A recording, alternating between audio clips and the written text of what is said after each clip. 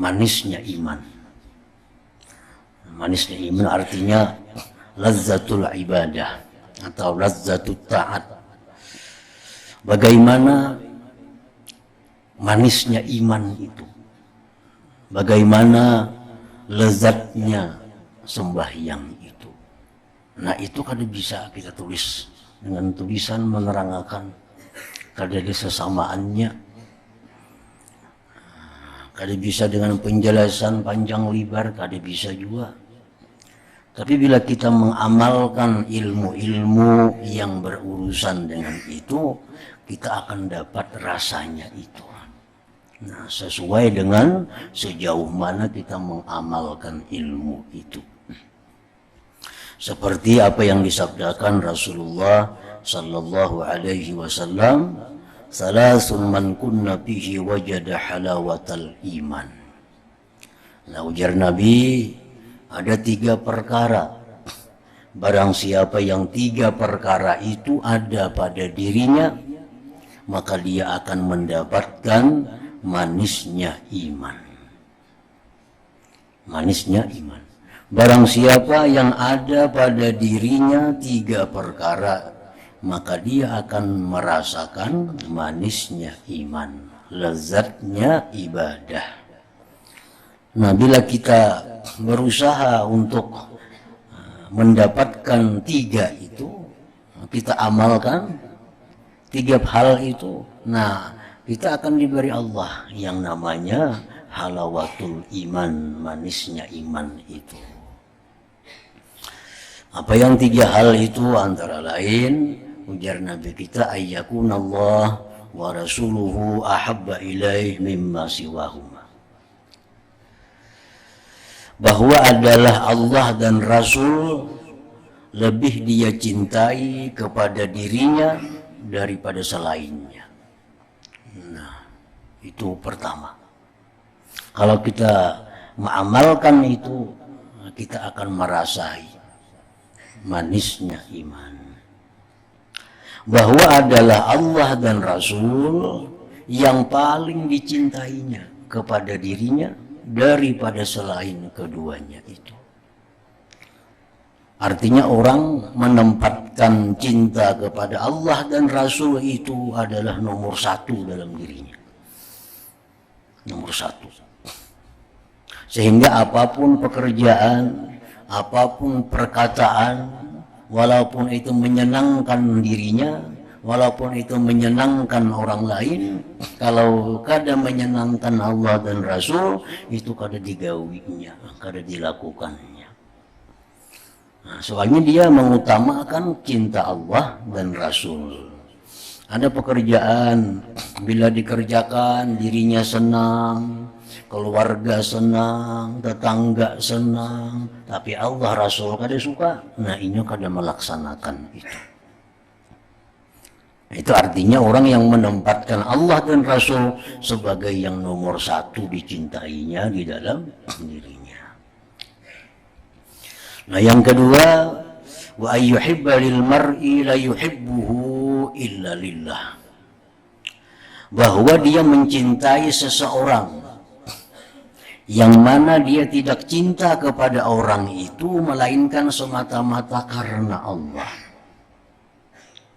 Yang kedua itu, dia cinta kepada seseorang itu bukan karena hartanya, dia cinta kepada orang itu bukan karena keluarga, dia cinta kepada orang itu bukan karena orang itu menolong dia, dia cinta kepada orang itu bukan karena orang itu baik dengannya, tetapi dia cinta kepada orang itu semata-mata karena Allah. Dan ini bisa terjadi apabila yang dicintainya itu adalah orang-orang yang dekat dengan Allah, orang-orang yang saleh, orang-orang yang takwa kepada Allah Subhanahu wa ta'ala. Ada orang ahli ibadah, lawan inya kada kenal, lawan inya kada pernah berhubungan, lawan inya kada pernah membantu, lawan inya kada pernah menolong. Tapi karena orang itu orang yang takwa kepada Allah, dia cinta kepadanya karena Allah. Nah ini Ini. Kita kada pernah menuntut ilmu, kada pernah mengaji lawan sidin. Kita kada pernah mendengar petuah sidin. Kita kada pernah dibantu oleh sidin. Kita kada pernah oleh sidin, tapi sidin itu orang yang takwa kepada Allah. Lalu kita cinta kepada sidin semata-mata karena sidin takwa. Nah, itu artinya kita cinta semata-mata karena Allah. Nah, dua itu. Kita membaca misalnya manakib Syekh Salman kah, Fakihul Muqaddam kah, Abdul Qadir Al-Jilani kah, kita baca. Kita kada pernah bertamu lawan sidin, kada pernah dibantu sidin. Nah, tapi karena kita mendengar bahwa sidin-sidin itu orang yang sangat taat kepada Allah, orang yang sangat takwa kepada Allah, lalu kita cinta lawan sidin itu. Nah, itu artinya cinta karena Allah. Cinta karena Allah itu. Nah, yang ketiga, wa ayyakraha ayyauda ila fil kufri kama yakrahu ayyuqzafa finnar. Bahwa dia benci kepada kekafiran sebagaimana dia benci bahwa dia dimasukkan dalam neraka. Tiga hal itu. Bila hal tiga macam tadi ada pada diri kita, nah kita akan mendapatkan yang namanya halawatul ibadah. Manisnya ibadah, manisnya iman, manisnya lezat dalam hal taat kepada Allah. Ini pertama, Allah dan Rasul yang paling kita cintai, nomor satu dari yang lain-lainnya. Perintah siapakah? Kalau kada sesuai lawan Allah, ada hendak melanggawi. Ini disuruh si Pulan, disuruh si A, si B. Tapi Allah kada ketuju, itu digawi mundur kada jadi penggawi. Nah itu satu. Yang kedua tadi dia cinta kepada orang semata-mata karena Allah. Yang ketiga dia sangat anti kepada kekafiran, sangat benci. Sebagaimana bencinya dia kalau masuk neraka. Bila tiga hal itu ada pada diri kita, kita amalkan, kita akan dapat manisnya ibadah. Nah, dapat sorangannya. Jadi kadang-kadang kita mendapat manis ibadah tuhnya dengan keterangan-keterangan, dengan karangan-karangan, tulisan-tulisan. Nah, sekadar tahu aja, mungkin kita kadang mengamalkan itu, kita kadang dapat. Nah, kadang kau merasa sebujurnya nang kayak apa manisnya ibadah itu. Seperti dihikayatkan bahwasanya ada seorang yang mati pucuk, inin itu artinya orang yang imputin,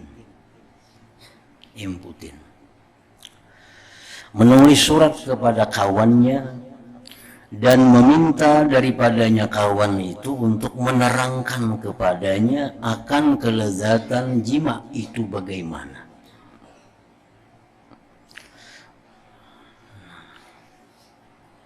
Lalu kawannya tadi menjawab, ini orang yang imputin ini hendak bertakun kayak apa kelezatan orang yang berhubungan suami istri.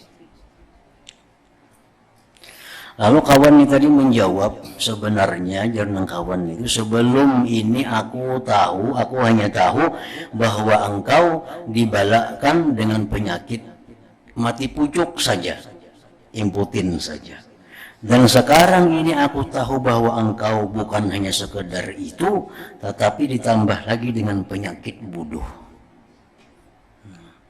Dulu aku tuh kenal di jam tuh imputin. Nah, sekarang bertambah jadi orang bodoh pulang. Karena kelezatan jima berhubungan suami istri itu hanya diketahui melalui rasa. Bila dicoba baru diketahui.